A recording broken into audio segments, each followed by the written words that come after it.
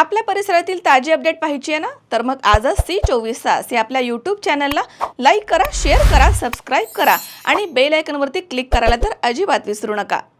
राहुरी शहरामधील नामांकित Sairam electronics and batteries या दालनात तुम्हाला मिळतील सर्व प्रकारच्या इलेक्ट्रॉनिक वस्तू तसेच होम अप्लायन्सेस।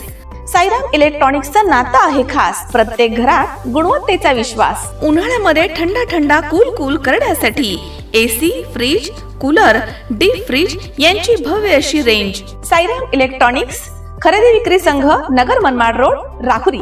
तेव्हा आजच साईराम इलेक्ट्रॉनिक्स या दालनाला भेट द्या आणि आनंदाची सुरुवात करा। Sairam hospital test tube baby centre. मी डॉक्टर स्वप्नील माने, स्त्रीरोग, वंध्यत्व व दुर्बीणद्वारे शस्त्रक्रिया तज्ञ। आमच्याकडे दुर्बीणद्वारे शस्त्रक्रियेसाठी लागणारे सर्व अत्याधुनिक उपकरणं अवेलेबल आहेत। त्यामध्ये 3D 4D कॅमेरा, तसेच रुग्णांना 10 ते 20 ml रक्तस्राव होतो। पेशंटला खूप आरामदायी ऑपरेशन होतं। सूक्ष्म आजार बाहेर काढले जातात। 10 पटीने पेशंटच्या अवयवांचं निराकरण करता येतं आणि आजाराचं उच्चाटन केलं जातं। साईराम हॉस्पिटल लॅप्रोस्कोपिक सेंटर आणि test baby centre, court area, Bhagyashri हॉटेलच्या पाठीमागे, राहुरी। पाठदुखी, कंबरदुखी, खांदादुखी, सांधेदुखी तसंच मणक्याच्या आणि पॅरालिसिस आजारांपासून डॉक्टरकडे जाऊन वैतागले आहात का? तर आहे ना राहुरीमध्ये आयुर्वेदिक खात्रीशीर उपचार। Doctor Melavane hospital and spines care therapy centre, Rahuri bus stand समोर। डॉक्टर केतन धनंजय मेळवणे, संपर्क 9890 42 52 40। 25 वर्षाची परंपरा, डॉक्टर मेळवणे हॉस्पिटल। तू मला फोन का केला नाहीस, तू मला खूप आवडतेस असं म्हणून अल्पवयीन मुलीचा विनयभंग करण्यात आला।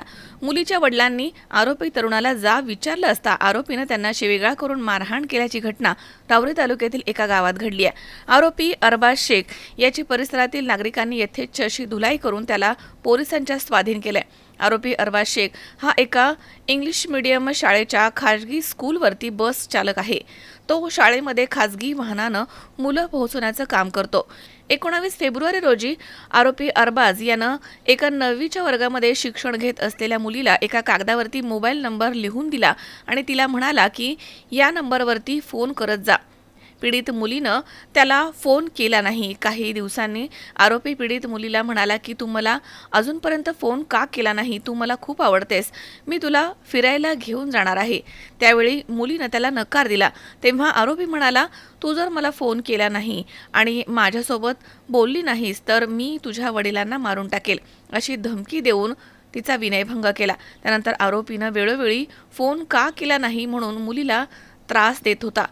हा प्रकार मुलीनं तिच्या आई वडिलांना सांगितला। त्यानंतर मुलीचे वडील 9 मार्च रोजी सकाळी आरोपीला भेटले आणि म्हणाले की तू माझ्या मुलीला शाळेमध्ये का त्रास देतोस, तिला कशासाठी फोन करायला सांगतोस असं विचारलं असता त्यानं मुलीच्या वडिलांना अरेरावी करून मी तुझ्या मुलीसोबत बोलतो, तुला काय करायचं ते करून घे असं तो म्हणाला। तेव्हा परिसरामधील काही नागरिक तिथे जमा झाले आणि मुलीच्या वडिलांना आरोपीच्या तावडीमधनं त्यांनी सोडवलं। त्यानंतर आरोपीची यथेच्छ धुलाई करून त्याला पोलिसांच्या स्वाधीन करण्यात आलं। या घटनेमध्ये मुलीचे वडील गंभीर जखमी झाले आहे। त्यांच्यावरती अहिल्यानगर येथील रुग्णालयात उपचार सुरू आहे। त्यांच्या फिर्यादीवरून आरोपी अरबाज अमीन शेख याच्यावरती बालकांचे लैंगिक अपराधांपासून संरक्षण अधिनियम कलम 12 प्रमाणे पॉस्को अंतर्गत गुन्हा दाखल करण्यात आला आहे। पुढील तपास पोलीस निरीक्षक संजय ठेंगे यांच्या मार्गदर्शनाखाली पोलीस उपनिरीक्षक राजेंद्र जाधव हे करतायत। आज सकाळी 10:30 वाजता मला फोन आला की एक मोमेडियन समाजाचा मुलगा आहे, तो एक 9वीत असणाऱ्या मुलीला त्रास देत होता। त्याच गाडीवर तो ड्रायव्हर होता आणि त्या मुलीला वारंवार त्रास देत होता। तिला मेसेजेस पाठवायचा, चिठ्ठी पाठवली आणि तिला म्हणे का तू मला फार आवडती। मग तिनं तिच्या वडिलांना सांगितलं का मला असा असा त्रास होऊ राहिलाय, म्हणून वडील विचारायला गेले। म्हणून त्या हरामखोर माणसाने त्या वडिलांनाच लात मारली आणि त्यांचा पाय फ्रॅक्चर केला। ह्या अशा जर घटना घडत असतील तर म्हणजे आपलं महाराष्ट्र कोणत्या दिशेला चालला असा आम्हाला प्रश्न पडतोय। तेव्हा आमची मागणी आहे याच्यावर कठोर कारवाई होऊन याला ह्या अशा हरामखोर अवलादींना कठोरात कठोर शिक्षा झाली पाहिजे।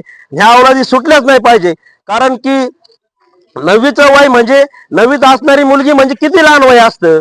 9वीत असणाऱ्या मुलीला ह्यो 25 वर्षाचा टोनगा तिला वारंवार त्रास देतोय. मग अशात यांची तिकडच म्हणजे समजा पब्लिक मध्ये त्यांना यांना शिक्षा दिली पाहिजे. पण आपल्याला कायदा हातात घ्यायचा नाही, कायदेशीर कारवाई झाली पाहिजे. आणि इथून पुढे राऊर तालुक्यामधील एका गावामध्ये आज 9वीला शिकत असणारी मुलगी, तिच्यावर आज लवचिक करण्याचा प्रकार आला.